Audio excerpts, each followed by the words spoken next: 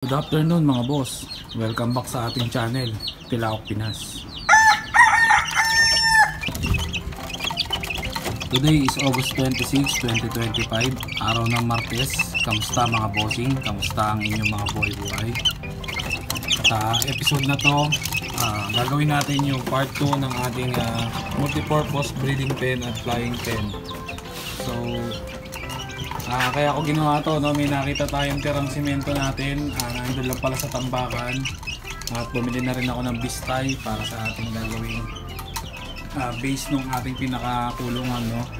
So ayan, na-layout ko na yung magiging sukat ng ating breeding at flying pen is 2.5 feet, yan yung pahaba, kabila rin, ganun. Yung paganto naman is 2 feet. So ayan po, no? Maghahalo po muna tayo ng simento at ipipix na natin yung mga hollow blocks na yan.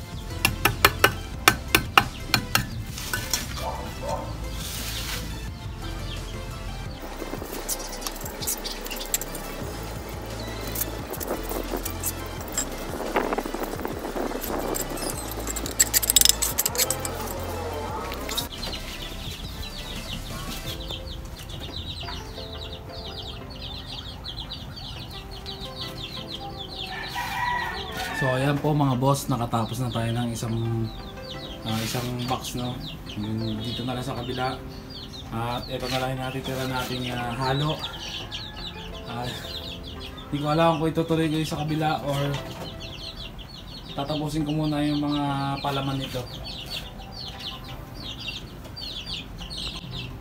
At syempre pagdating sa palaman, syempre nagtitipid tayo dyan sa halo. Ito yung gagamitin natin, yung mga nasira.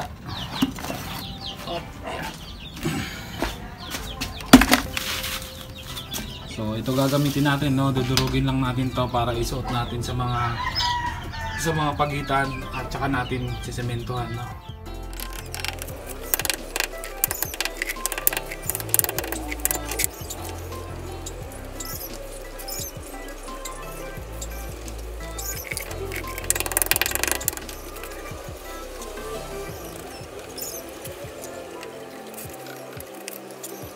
So ayan po, nakasingit na natin yung mga pinagtabasan at sisimentohin na po natin yung ibabaw.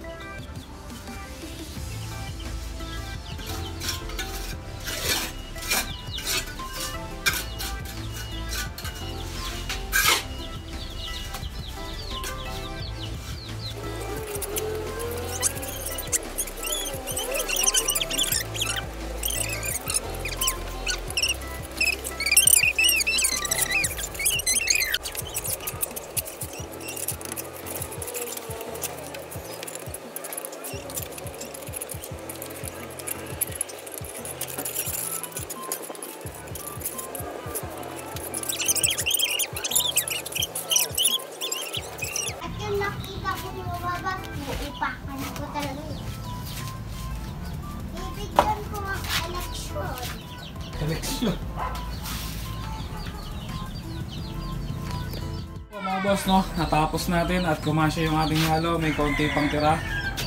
So ayan, ganyan lang po yan at hindi na natin masyadong pagagandahin yan, no, dahil papatungan din naman natin yan ng kahoy tsaka ng buhangin dito.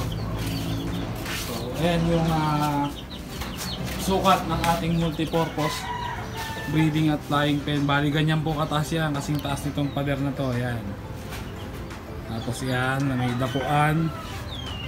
So ayan, bali dalawang ano yan, no, dalawang butas. Ayan, dalawang butas. Papatungan na lang natin ng kahoy yan at syempre bibili tayo ng depende kung ano yung makikita natin materyales. Pwedeng kawayan, pwedeng yung steel matting. So yun po, pinakita ko lang sa inyo yung part 2 ng ating paggawa ng ating multipurpose breeding at flying pen. At abangan nyo po yung part 3, magle-layout na tayo ng kahoy at syempre tatanggalin din natin yung gripo na yan.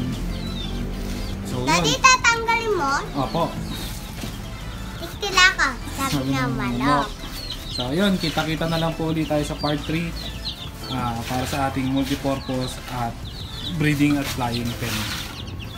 So ito na yung mga sisiw natin. Medyo nakikita ko na kung ilan yung lalaki at konti-konti na sila nagkakaroon ng itim sa dibdib. Ayan.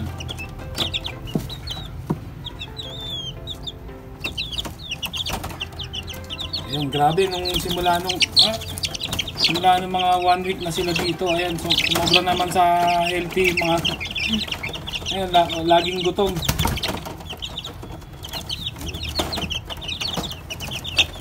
So yun po, dito ko natatapusin tong video na to. Muli ako po si Talaok Pinas, nagsasabing tok tok tilaok, sabi ng manok.